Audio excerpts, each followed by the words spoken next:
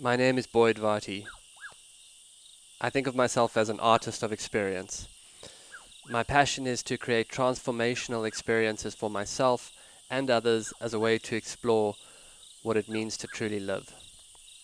My central exploration is to live on what I would call the track of your life.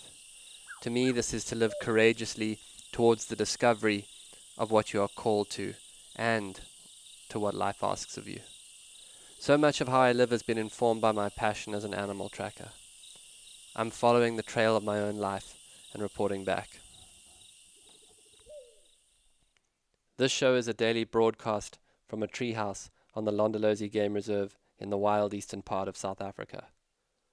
Londolozi is a 14,000 hectare wilderness reserve adjacent to the Kruger National Park.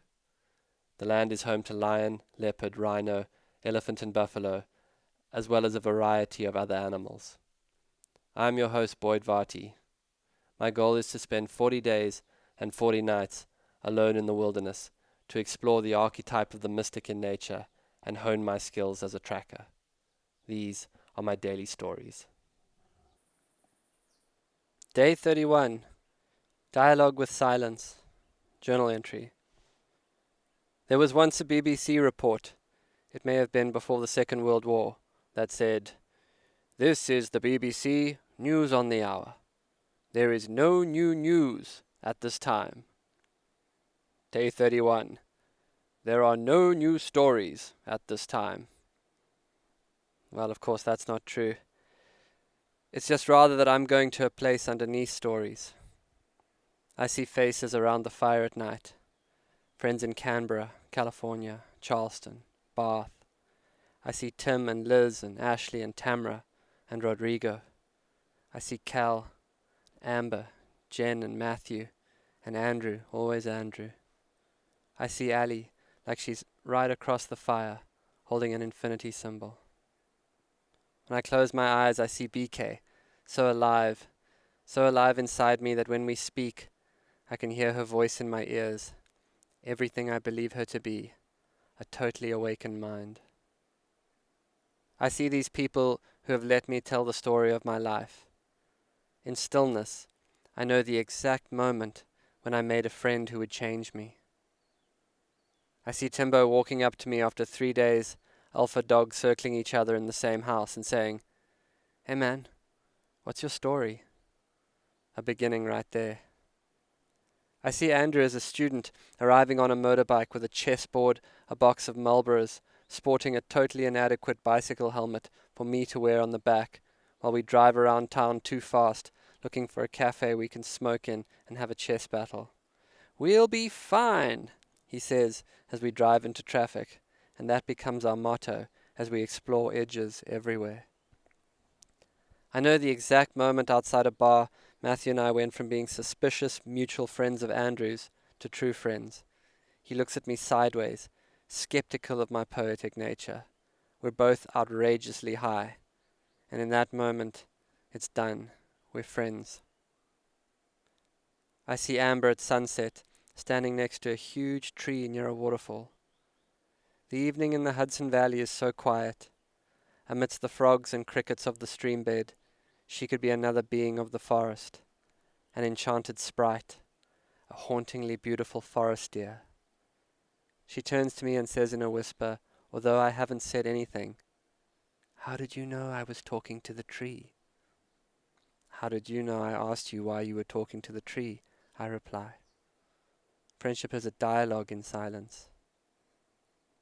As I write this, the herd of elephants have arrived to drink and splash below the tree. 10:15, right on time, as if they're in time. They are standing in the shining reflection of the sun. A tiny baby is in the middle of the group. As they suck up water in their trunks, it sounds like this. One has gone to the sandbank alone and is flinging coarse sand over his back. To me, there is a geometry to how they stand. As they move, it's like they're a single energy field. The water that touched them is already gone, on its journey east into Kruger National Park, where it will join with the Sabi River and then on to Mozambique. How much life will that water, caught by a forest on the edge of a mountain, touch on its journey. A river to me is how life befriends itself. Yesterday I walked in flip-flops and old black running shorts down the bank of the river at midday. Midday, Africa's witching hour. I felt the sun burning my skin and my bearded face and my balding head. I walked through a stillness that was sensual in its depth. I've never understood that before. In a rock pool of clear rainwater, I took my clothes off and slipped into another place, floating in the silence on the surface. I was wrapped in stillness, the presence of the trees. Nothing was happening, but finally everything was happening. Not a plane in the sky, not a Land Rover, not a voice. Yet there was a dialogue with that silence. I am a friend, it said. In ceremonies, I have seen women and men weep for something they didn't even know they had lost. And when the weeping ceased, in the exhausted stillness in its wake, something deep down, I am a friend, it said. But our presence here is ruining the great mountainsides, and we've had fallouts with the rivers. I am a friend, it said. I am a person complicit without choosing in the way of the world. You are of the same silence, made of the same love. I am a friend, it said. It's breaking my heart to think of a time when it will be too hot to go outside. All death is the beginning of something new. Love what is dying, because I am a friend, it said. I am a friend. I am a friend. I am a friend, it said. I see you there on all sides of life. A friendship in infinity can stand an industrial blink of ignorance. You can fall in love with life even as it crumbles into the death seeded with rebirth. This is why we are here. I've become certain of it. We are here to befriend ourselves as the people of nature. Wake up where you are. Nothing else is worth your time. When the mind sees its own mirror and finally embraces itself, in that ever-deepening compassion, you will see awakening was all we were ever really doing anyway, and not even that was happening in the stillness. Each day, I sit with the absolute certainty that I will die. The ones I love will leave me, or I will leave them. I will not hide from that last veil to love. On this riverbank, I'm done with any denial. You can hurt me, love, or teach me the truth. Trust this life that made this river. Trust that I will find my way to the place where the elephants could give way to the slums of suffering and I could still be still. Still in the current of love that acts. Still in the current of love that feels.